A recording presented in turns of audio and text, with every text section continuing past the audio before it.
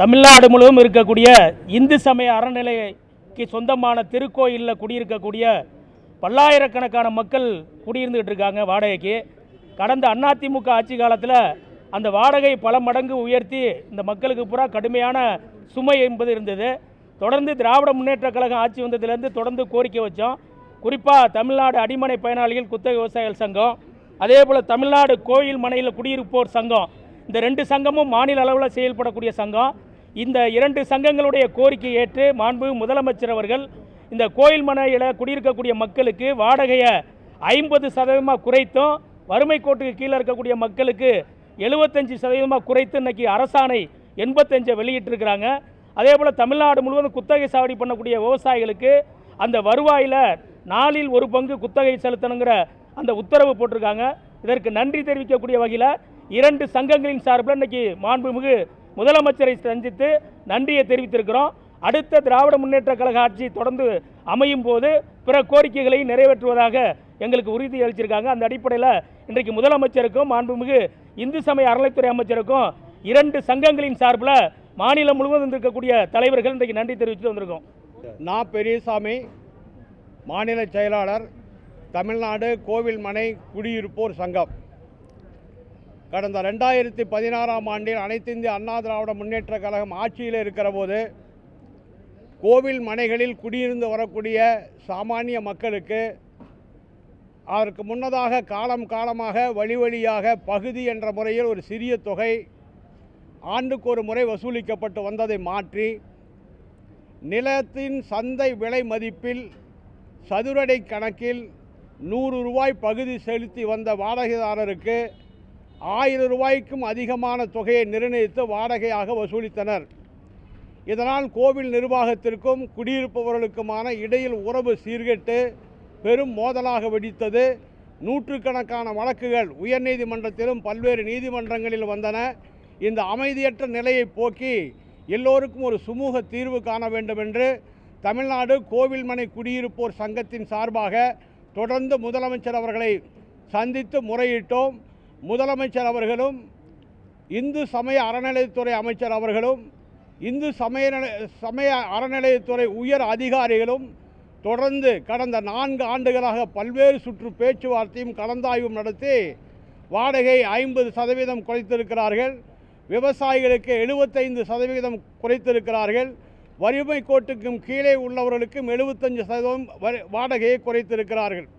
குறைத்தது மாத்திரமல்ல, குறைக்கப்பட்ட வாடகை விகிதத்தை 2016ஆம் ஆண்டு ஜூலை 1 தேதியிலிருந்து அமலாக்க வேண்டும். 2016 ஜூலை 1 தேதியிலிருந்து கூடுதலாக வாடகை தொகை செலுத்தியிருந்தால் எதிர்காலத்தில் வாடகை வசூலில் அது ஈடுகட்டு கொள்ள வேண்டும் என்று மிகப்பெரிய வரலாற்று சாதனை படைத்த அரசாணைகளை வெளியிட்டு பல்லாயிரக்கணக்கான கோவில் மனை குடியிருப்பவர்களுக்கு பால்வார்த்திருக்கிறார்கள். ஒளிமயமான எதிர்காலத்தை அமைத்து கொடுத்திருக்கிறார்கள். அதற்காக முதலமைச்சர் அவர்களுக்கு, இந்து சமய அறநிலையத்துறை அமைச்சர் அவர்களுக்கு நன்றி கூறுவதற்காக இந்திய கம்யூனிஸ்ட் கட்சியின் மூத்த தலைவர் இரா முத்தரசன், மாநில செயலாளர் தோழர் மு வீரபாண்டியன், மார்க்சிஸ்ட் கம்யூனிஸ்ட் கட்சியினுடைய மாநில செயலாளர் தோழர் பே சண்முகம், விடுதலை சிறுத்தைகளின் கட்சியின் தலைவர் MP நாடாளுமன்ற உறுப்பினர் தொல் திருமாவளவன் ஆகியோடு வந்து அவரை சந்தித்து வாழ்த்துக்களையும் நன்றியும் தெரிவித்திருக்கிறோம். நாங்கள் கிருஷ்ணகிரி மாவட்டம் ஒசூர்லேருந்து வந்திருக்கோம். நாங்கள் ஒசூர் விவசாயதாரங்க. இங்கே வந்து இப்போது Hosur outer ring road, STR ring road, Bagalur ரோட்டில் இருதரப்பும் நாலேஜ் கேடர் ப்ராஜெக்ட் வருதுன்னு சொல்லிட்டு ஒரு மக்கள் பயத்தில் இருக்காங்க. அது அடிப்படையில் எங்கள் அண்ணன் வை பிரகாஷ் அவரோட வந்து நம்ம முதல்வரை இப்போ சந்தித்து பார்த்தோம்.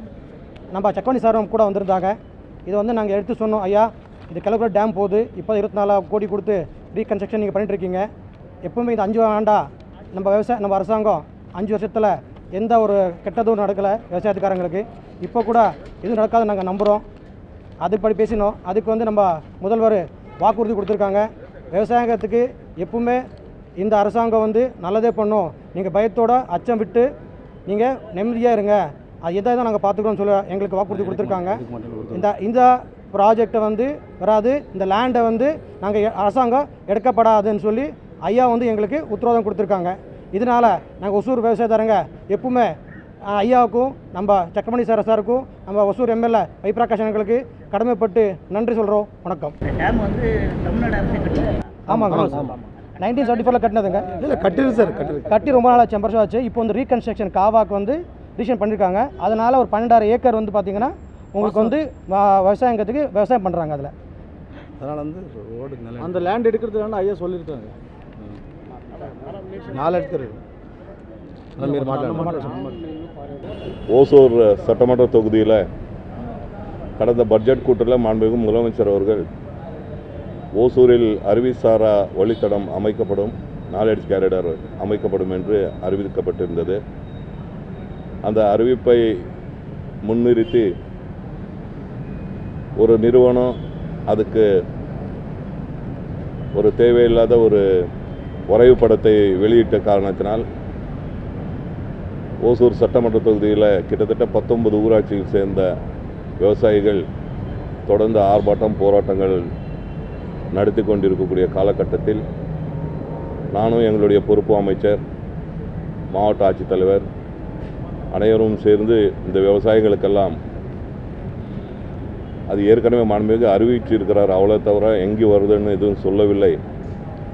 எப்போதும் விவசாயிகளுக்கு எதிர்ப்பாக திராவிட முன்னேற்ற கழக அரசு எது செய்ததில்லை. ஆகவே விவசாயிகளுடைய கருத்து கேட்காமல் எந்த ஒரு தொழிற்சாலையும் அங்கு வர்றதுக்குண்டான வாய்ப்புகள் இல்லை என்று நாங்கள் தொடர்ந்து சொல்லினோம்.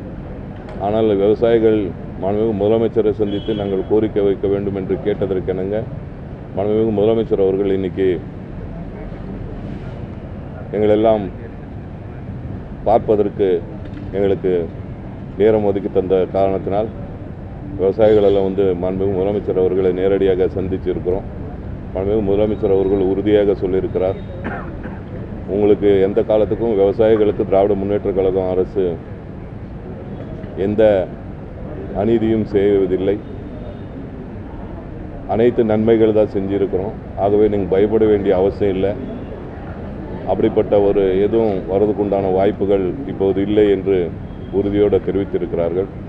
விவசாயிகள் அனைவரும் மகிழ்ச்சியோடு வந்திருக்கிறார் என்பதை இந்த நேரத்தில் தெரிவித்துக் கொள்ள கடமைப்பட்டிருக்கிறேன்.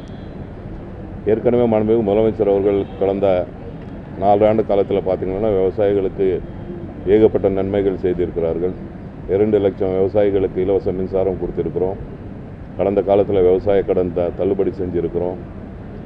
இந்த ஆண்டு விவசாயிகளுக்கு தனி பட்ஜெட் போடப்பட்டு விவசாயத்துக்கு என்று வரக்கூடிய பொருட்கள் எல்லாம் நேரடியாக விவசாயிகளுக்கு செல்லக்கூடிய அந்த திட்டத்தையும் கையில் எடுத்து இன்றைக்கி விவசாயிகள் எல்லாம் மகிழ்ச்சியாக இருக்கிறார்கள்.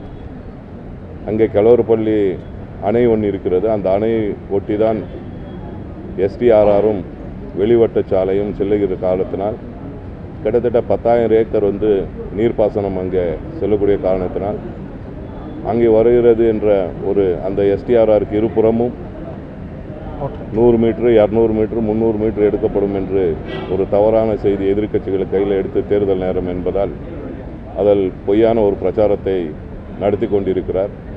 ஆகவே அப்படிப்பட்ட பொய் பிரச்சாரத்தை முறியடிப்பதற்காக மாண்புமிகு முதலமைச்சர் அவர்களை நேரடியாக விவசாயிகள் சந்தித்து மாண்புமிகு முதலமைச்சர் அவர்கள் உறுதியாக சொல்லியிருக்கிறார். அந்த விமான நிலையம் வருதுன்னு ஒரு பயப்படுத்தினார்கள். விமான நிலையம் நம்மளுடைய ஒன்றிய அரசு அதுக்கு இப்போது இது மறுக்கப்பட்டது என்று அறிவித்த பிறகு அது கையில் எடுக்கிறதை விட்டுவிட்டார்கள். இப்போ தேவையில்லாமல் தேர்தல் நேரம் என்பதால் எதிர்க்கட்சிகள் இதை தொடர்ந்து செய்து கொண்டிருக்கக்கூடிய காலத்தில் மாண்புமிகு முதலமைச்சர் அவர்கள் உறுதியாக விவசாயிகளுக்கு எந்த பாதிப்பும் வராது என்று உறுதியோடு தெரிவித்திருக்கிறார். மாண்புமிகு முதலமைச்சர் அவர்களுக்கு தொகுதி மக்களின் சார்பாக, தொகுதி விவசாயிகளின் சார்பாக மனமார்ந்த நன்றினை இந்த நேரத்தில் தெரிவித்தார்.